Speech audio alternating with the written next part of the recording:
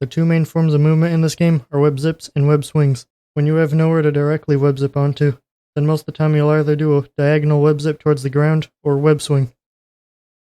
Web swings are most beneficial in big open areas, but can also be really fast in tight places with a quick one.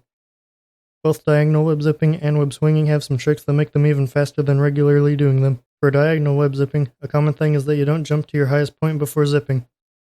Even while the web's on screen, you can still hold the jump button and keep moving upwards to get the maximum distance per web swing.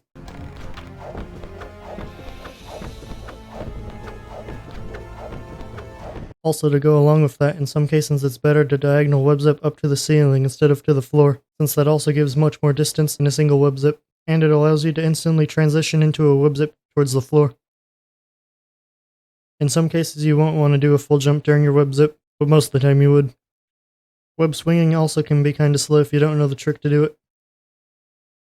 A kinda useless seeming, but cool game mechanic is that you can control the length of your web by pressing up and down. However, this quote-unquote useless mechanic allows for some really fast speeds. Instead of just regularly holding right or left, 99% of the time you should be holding up right or up left instead. Doing this not only gives you the regular swing speed, but also some extra speed from holding up, which would shrink the web, pulling you in that direction. Once you get about to the lowest point of the swing, you can stop holding up, since holding up after that point would just start slowing you down and increasing your height, which most of the time isn't wanted, but in some cases it can be.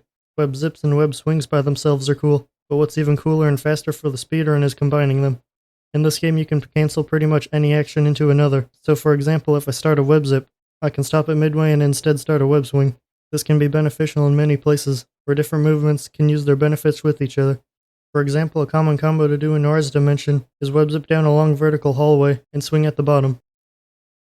The web zip is better for moving downwards, and the web swing translates all that downward velocity into really fast horizontal velocity. You don't just have to cancel them into different moves though. You can also cancel a web zip into a web zip, a web swing into another web swing, and you can do pretty much anything you want. Sometimes it can even just be best to cancel an action and let the velocity carry you instead of going into another action immediately. Something really important to know about this game is it has an input buffering system, which means if you press a button to do an action a bit before the game could normally do that action, it'll remember and then perform the action on the earliest possible frame. This is most commonly seen through combat, but also applies to movement. One common application of this is buffering a jump from a diagonal web zip. There's also a couple less used or known about tricks in the speedrun. The first one is, if there's a vent on the ground, you can web zip into it and don't press any movement buttons when you get inside, then you stay in the walking state while in the vent. This can be helpful to avoid a bit of the slowness of crawling through the vents. Not only can you stay in the walking state, but you can also extend this further by perfectly timing a web zip and chain them together. This is mostly utilized by the TAS, but it's possible for humans to do it. When you're going through a door, you can jump and then quickly web swing as you're going through the door.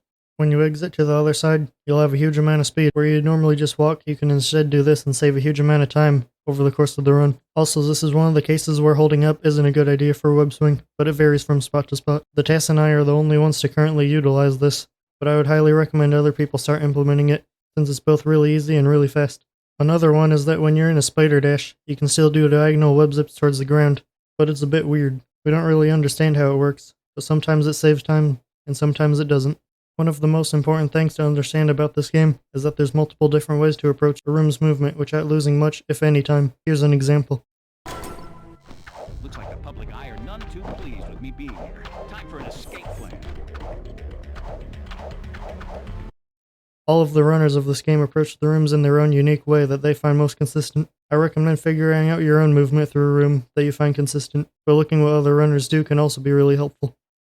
I unfortunately couldn't go over everything since there's just so much. This video goes over most of the important stuff though. If you got any questions or just want to hang out, I put a link to the Discord server for this game in the description. That's all for this video. Thanks for watching.